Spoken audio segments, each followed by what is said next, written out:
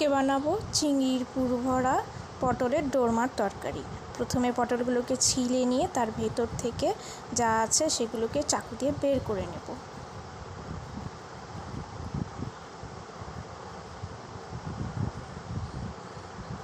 বের করা হয়ে গেলে একটু পেঁয়াজ কুচি, আদা কুচি করে নেব এবং চিংড়িগুলোকে ভেজে রাখবো আগে থেকে, এবং বাকি কেটে রাখা জিনিসগুলিকে ভেজে নেব ভালো করে।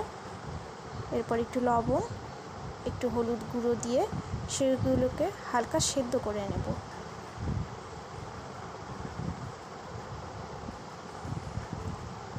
সেদ্ধ করা হয়ে গেলে সেগুলোকে একটি মিক্সার গ্রাইন্ডারের বাটিতে ঢেলে নিয়ে গ্রাইন্ড করে নেব।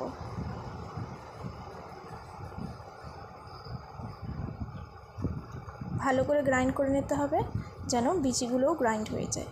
এরপর আর একটি কড়াইতে তেল নিয়ে মশলাগুলোকে সাঁতলে নেব। এরপর জিরে গুঁড়ো, ভাজা মশলা গুঁড়ো দিয়ে দেব স্বাদ মতন।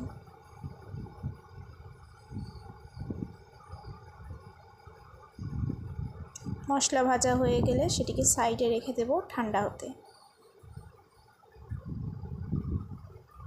এর মধ্যে চিংড়িগুলো দিয়ে দেব, দিয়ে মশলাগুলোকে আবারও ভালো করে সাঁতলে নেব এবং একটি শক্ত পেস্ট তৈরি করে নেব।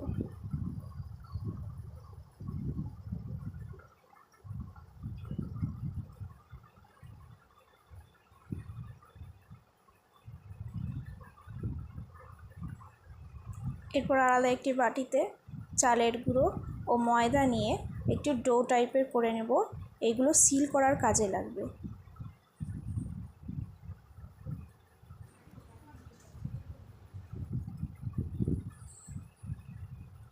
এরপর পটলগুলির ভেতরে অল্প অল্প করে চিংড়ির পুরটি ভরে দেব। সম্পূর্ণ ভরবো না, সামনে কিছুটা অংশ বাকি রাখবো, যেখানে সেই বানানো পেস্টটি দিয়ে এর মুখটিকে সিল করে দেওয়া হবে।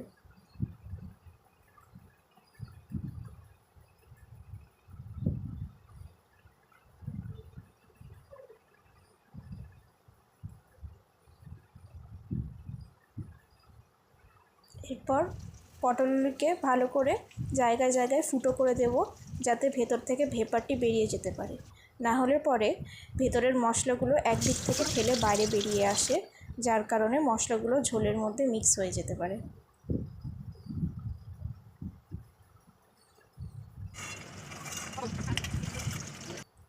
এরপর শিলপাটায় পোস্ত, সর্ষে এবং লঙ্কা ভালো করে বেটে পেস্ট করে নেব। পেস্টটিকে তেলে দিয়ে সামান্য জল দিয়ে ভালো করে নেড়ে নেড়ে একটু ভেজে নিতে হবে। এরপর স্বাদ মতন লবণ এবং হলুদ গুঁড়ো দিয়ে এটিকে ভালো করে ফ্রাই করতে হবে। বেশি ফ্রাই করব না, অল্প ফ্রাই হলেই একটু চিনি দিয়ে, জল দিয়ে, কিছু কাঁচা লঙ্কা দিয়ে নেড়ে নেব। তারপর পটলগুলোকে তার মধ্যে ছেড়ে দেব। স্লো হিটে রান্নাটি করব। নামানোর আগে সামান্য সর্ষের তেল দিয়ে দেব।